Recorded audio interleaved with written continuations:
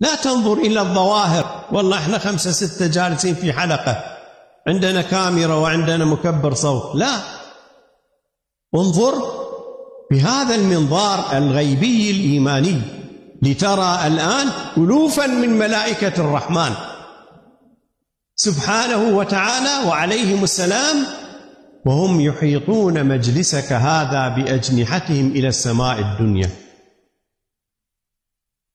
انظر إلى ذلك الغيب، لا تقل كيف، فأنت من أولى صفاتك أن تؤمن بالغيب.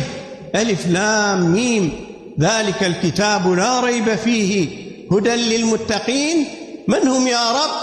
قال الذين يؤمنون بالغيب.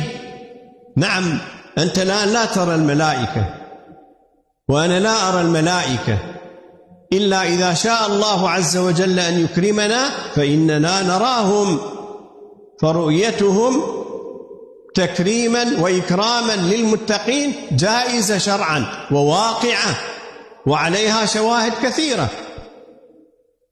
فأطع ربك وأطب مطعمك واجعل قلبك منيبا، ترى ملائكة الله تبارك وتعالى عيانا، وتلتقي بهم وتسمع سلامهم ودعاءهم.